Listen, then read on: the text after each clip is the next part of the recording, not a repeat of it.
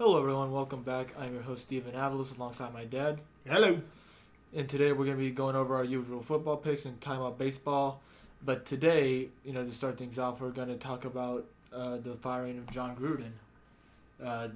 Not firing, actually, the resignation. I keep getting that wrong there. But emails came out that were from him to the Washington football team's, one of their executives, Bruce Allen.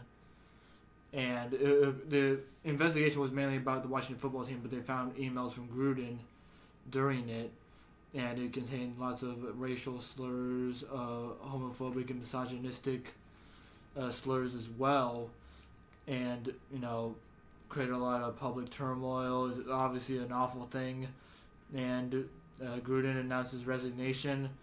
The head coach now is I hope I get it right, Rich Bisaccia, who was the special teams coordinator for the Raiders. And it's definitely crazy. Not something that we expected.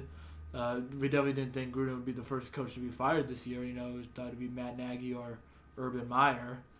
But instead it's Gruden. And what do you think?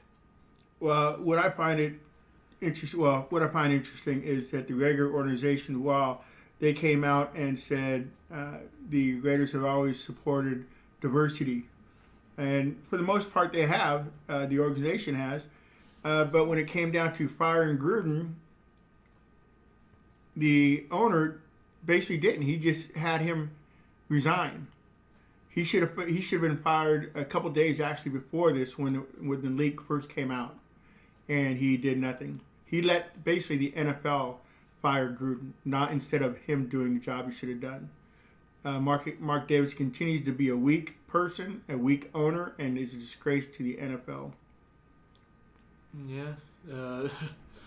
And, Gruden, I felt like it was going to be his time to go. Even outside of that, his play calling, coaching methods, and personnel decisions have been questionable to say the least, especially when it comes to the draft and all that.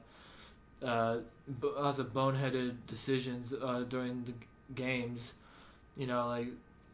playing really conservative whenever you have a lead, or just trying to run the ball when you can't, and you would keep trying to force that. Just it was his time to go, and both those things came in to basically oust him, his bad decision making on and off the field. And yeah, I mean, the guy who should know the way things are done nowadays, those things were going to come out sooner or later. But I'm still amazed at how little the ownership did with him. If it was up to the ownership, he'd still be coaching because Mark Davis is that weak. So I don't know. I'm a fan of the team, but I've hated the owners for decades, and I continue to do so with this mismanagement of the team. Yeah, it's gonna be really interesting for the Raiders because they're dealing with a 2-game losing streak after starting 3-0, and you really wonder where they'll go. Are they gonna look more liberated? Actually doing more sensible play calling. And such, of course, they'll probably still have to use his game plan because you can't really change a game plan mid-season.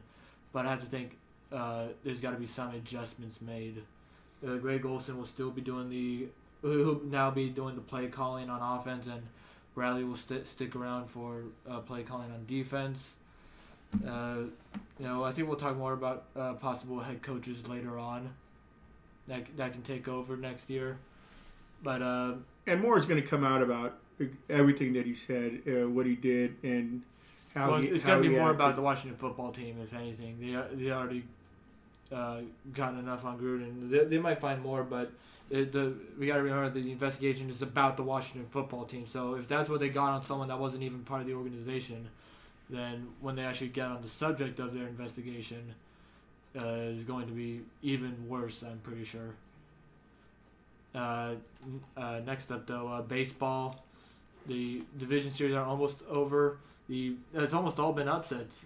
The White Sox lost to the Astros in 4 games. I don't know if that was really an upset. I think people still favored the White Sox. Because you yourself said that Houston had they were the more experienced team, and the White Sox aren't quite don't have the playoff experience. They lost last year to the A's, and they lost this year to a better team. Yeah, but I still think some people favor them just because of how hot they came into the year. Well, you know people who favored them? Who? People in Chicago. Yeah.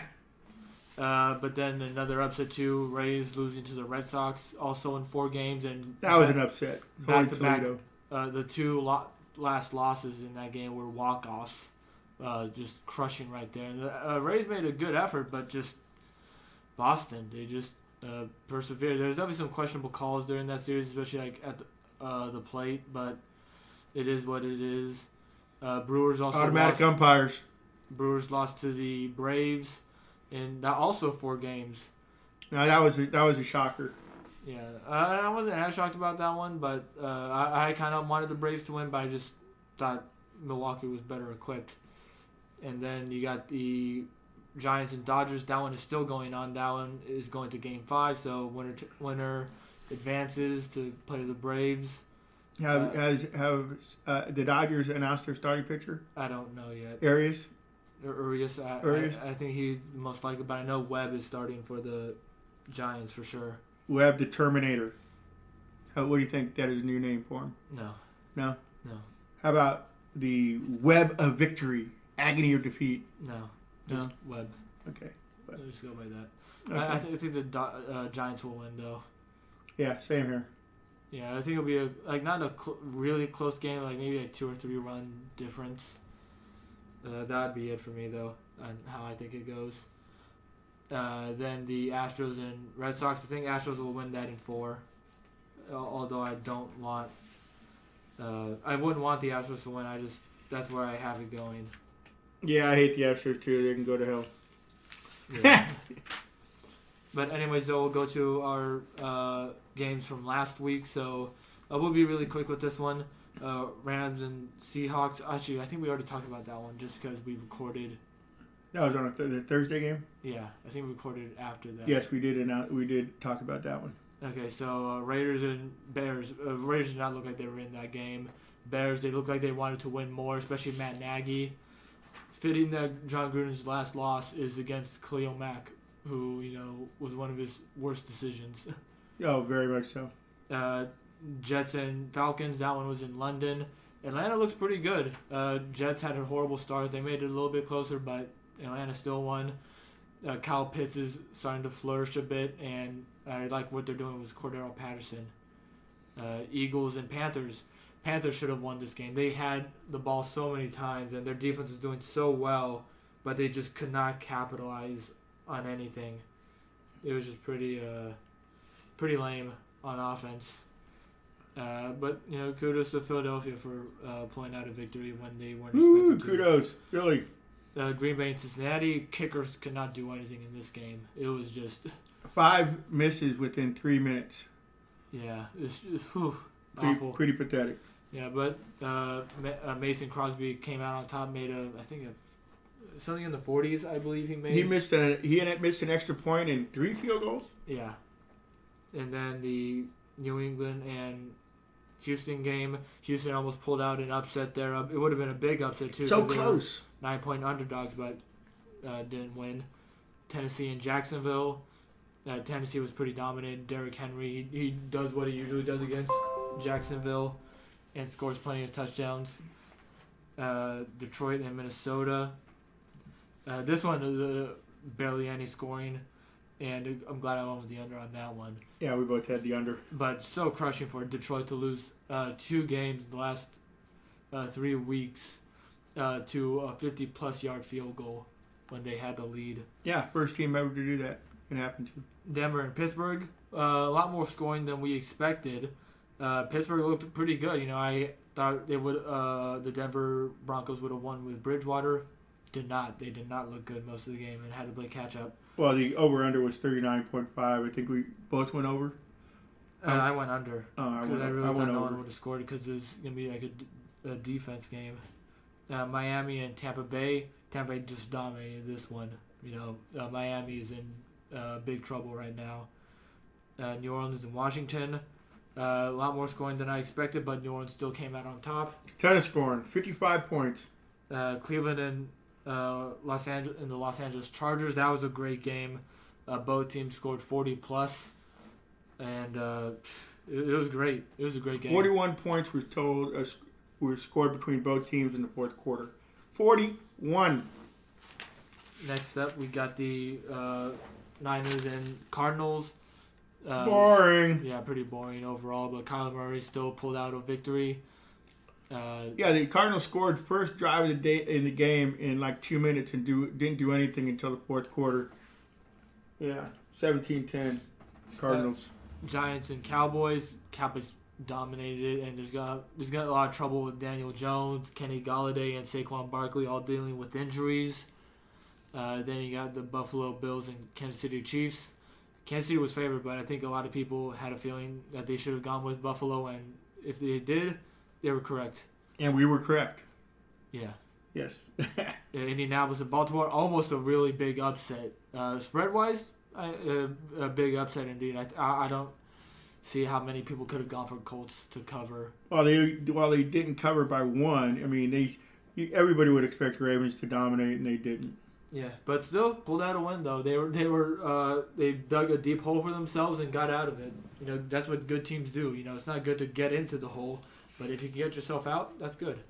Now going into our picks for week 6 now. No, what were your win losses this week? We all did. Both of us did pretty well. I went 13. But I think one person did better than the other. Go ahead.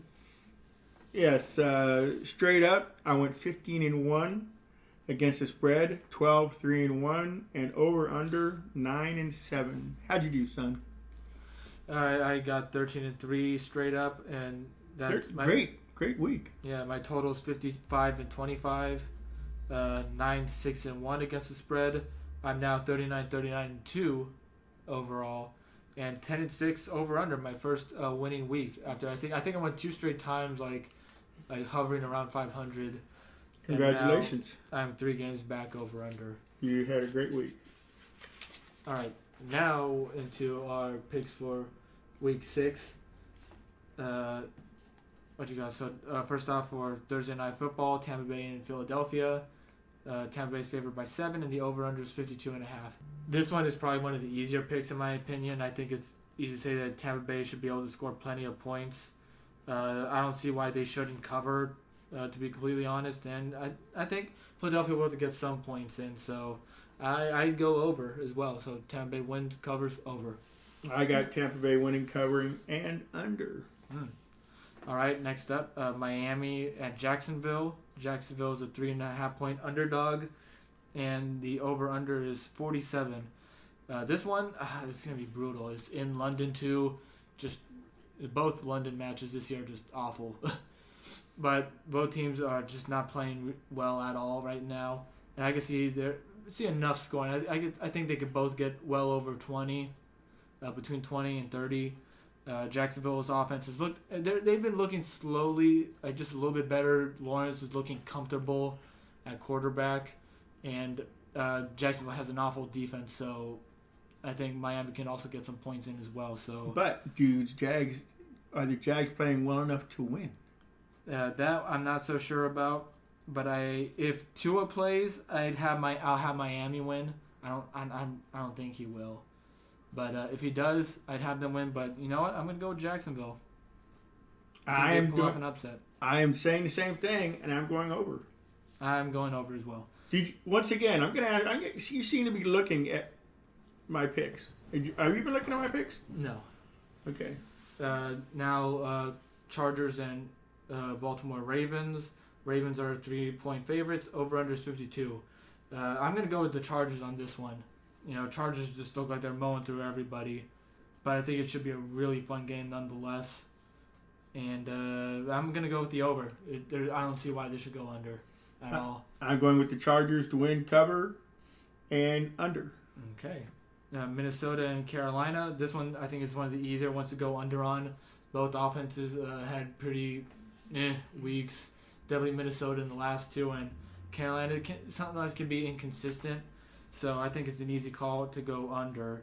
And they both have pretty good defenses, so I'm going to go with under, but I'm going to have a Minnesota win. So it's a mini upset because, they're only underdogs by 1 point. So it's not that much. You got the Vikings underdog? Yeah. Okay. Actually, no. I do have that. Have that incorrect. They're 1 point favorites. Okay. I have Panthers winning, covering, and going over. All right. Green Bay and Chicago. Green Bay's a 4.5 point favorite. Over under is 44. Chicago, they should be happy with their win, but I don't see them getting much besides that. Green Bay should be able to score plenty of points. Chicago might be able to get some in. Fields is getting comfortable now. And the running game for Chicago looked pretty good. So that can help out a lot. So I'm going to go over, but Green Bay still wins and covers. And I think Fields is coming into his own here a little bit after a rough start. I have them covering, but the Packers winning. And under. All right, Cincinnati and Detroit. Detroit is a 3.5 point underdog. Over under is 47.5. I'm already going with the under on this one. Detroit really hasn't been able to score that many points this season. Cincinnati, they can, but they definitely don't take advantage of all their opportunities. So that's why I'm going to go with the under. But I believe Cincinnati should still win and cover. I got the same. Next up, we got the Houston Texans against the Indianapolis Colts. I'm going to go under on this one. I think the over-under is just way too small. Actually, no, I'm going to change that, actually. I'm going to go with the under. Whoa! Colts have a good defense. I think they should cause a lot of trouble for Houston. And Indianapolis has struggled a bit. I don't know. I think they should be able to have an overwhelming win, but still not pass over 43. So I'm having Indianapolis win and cover. I got the Colts winning, but Texas covering. 10 points is a lot. And you're going over under. And I'm going over. Next up, we got the Rams and Giants. Rams are favored by 9.5 points, and the over-under is 48.5. I'm already going to have the Rams win this one. With all the injuries that the Giants are dealing with right now, I just don't see how they stand any chance. So, just Rams all the way, honestly. And I think it can go over. I'm actually going with the Rams to win and the Giants to cover 9.5 points. I might change at game time, but I think I'm going to stick with that, and I have it going under. And I'm actually going to change. I don't know. I don't think the Giants should score enough. I'm gonna have it go under. I don't think the Giants will be able to score enough points. You don't trust in the Jones factor, or is he even playing? I don't even know, honestly. He looked really rattled. Yeah, game time decision. Kansas City and Washington. I think this one's an easy one to pick for over under. It is 55.5. Kansas City is favored by 6.5. Both teams have had really bad defenses. Washington more on the disappointing side because they had one of the better units last year. So I'm going to have to one easily go over. And their offenses have looked pretty decent. For Washington, it's had some inconsistent moments, but overall, okay. And then Kansas City is still Kansas City. Mahomes still needs to clean up on everything, but I'm going to have Kansas City win, but Washington will cover, and I have it going over. Well, Kansas City's only covered once in the last 11 or 12 games, maybe? It's bad. Yeah, but they're going to cover here, and I have it going over.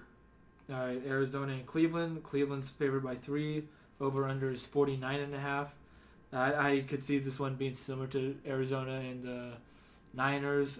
Cleveland's offense, they've been able to play pretty well, but the Arizona defensive line is pretty good. J.J. Watt has been playing pretty well this season, and so I can see him having an effect on the Cleveland running game. So I'm going to have that one go under, but I will have Arizona still win and cover on this one. I got Arizona winning and covering as well. I think Murray's going to be running circles around the Browns defense, and I have it going over. Next up, we got the Las Vegas Raiders against the Denver Broncos. Broncos are favored by 3.5, and the over-under is 44. This one is going to be a big test for the Raiders here to see how they do under new management. I think their new head coach is he's a very positive guy. He's someone that people can rally behind. I heard a lot of great things about his first press conference as the head coach, and so I just think he's someone that the team will want to play for compared to Gruden. You know, you mean they're not going to win one for Gruden? People still liked Gruden, I think, as a coach. It was his time to go. I'm glad. You got to look at it way, and I'm sorry I cut you out there, but I'm looking at it as the positive for the franchise, even though I hate the ownership.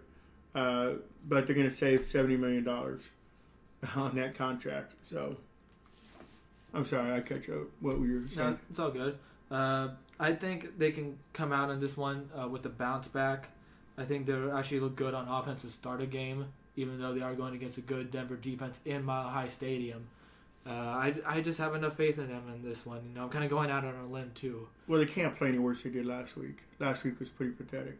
Yeah, so I'm going to have Raiders win and cover, and it's going over. Same thing. Dallas and New England. New England is a 3.5-point underdog, and the over-under is 51. This one is easy. Dallas should win. New England has been Their wins haven't been really that strong. Well, they almost beat the Bucks in that rainstorm. Yeah, I think that was a bit of an outlier of the game with the way certain players performed. But Dallas has been playing Cowboys great. are on a roll. Yeah. Holy crap. They're playing really Their well. running game is going well. The passing game going well. So I usually have Dallas winning and covering on this one. Now, if there's a big weather problem, that might make me adjust a little bit. Maybe have New England cover, just how much the rain affected Tampa Bay. But I still have the Dallas Cowboys winning this one. Over under? I have this one going over. I have it going under. Seattle and Pittsburgh. This one is pretty rough to call here. Easily Pittsburgh should win and cover. I don't see why not. Geno Smith is not a good quarterback. He's had some okay moments, but I just don't think he'll be good enough. And plus, it's a good Pittsburgh defense as well. So, Pittsburgh winning and covering. I have it going over 42.5. Well, I got Pittsburgh winning and covering, even though I was debating about Seattle winning, but they don't have a because good Steelers defense are not either. that good. They don't have a good defense either, though. So I think that's going to be even worse. Yeah, and I got it going under.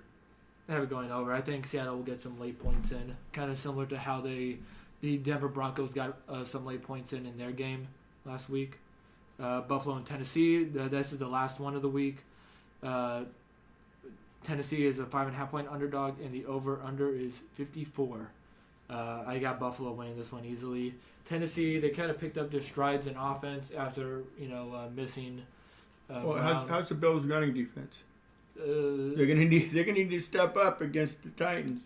Yeah, because Henry will just shove them to the side. They still have a decent one. Ed Oliver's great, and so are some other players. But I think they could be. I think the way I'm trying to figure out how I want to say it, but they're not gonna be able to completely stop Henry, but they can at least limit him just enough to win and cover. Buffalo's been a really dominant team. So there's not the Tannehill factor? No. Okay. All right, well, I have the Bills winning, covering, and going over. Yeah. So that concludes our picks for the week. I really hope these ones go well. But there is one more thing, though, before we end things tonight. Unfortunately, the former A's broadcaster, Ray Fosse, passed away at the age... And player. Yeah, and player. At the age of 74, passed away due to cancer. Really unfortunate and very sudden as well. We already knew that something was wrong when he stepped aside from broadcasting due to getting treatment. About 2 months left in the season? Yeah, I think so. We should have already known something was up, but still, the news came really sudden, and it's devastating because he was such a staple in the organization, and as you said, as a player and a broadcaster, he was great at his job, and it's just awful. Yeah, our hearts and thoughts go out to his family. I don't remember. I mean, Steven doesn't remember him as much as I do, but I remember the game when he got hurt in the All-Star game. I remember his rookie year. I remember him just being a total stud until the incident at the All-Star game, and he still has some good years. He caught a great A's pitching staff in 73 and 74, I do believe. I'm sure some people might fact check that, but he was a great player, but the injuries just took a toll on him, and he went into the A's broadcast booth, and he was there for roughly almost 20 years. way over that. Oh, because I know. Okay, because I'm thinking of Kuiper, because Kuiper actually did a post and saying that they worked together for 19 years, I believe. But Yeah. Kuiper probably came in later than Fosse. He was a fixture in the A's organization, and he was a great guy. Yeah. Next week, though, we will have more about the John Gruden as more things come out, because we just touched a little bit, but Yeah, we'll talk. We'll have more analysis on the head coach candidates for the future. and we'll also talk about the baseball World Series. No, there won't be the World Series yet. We'll go over the Unless they're sweeps. unless they're sweeps. But yeah, probably not. Yeah, but we'll talk more about baseball a little bit about the baseball Yeah. playoffs. And we'll have something for basketball as well, a preview for that. Yeah, 2 weeks away. Yep. So probably in 2 weeks then we'll do an episode on Want that. to do a bonus episode? Perhaps. Yeah, we could do a bonus episode on basketball and the final grades on the A's. Yeah. Well, hope all you had a good night. Sorry to end it on a sad note, but it had to be mentioned though. It really is unfortunate about what happened. Yeah, R.I.P. Ray. Yep. Well, with that being said, good night. Good night.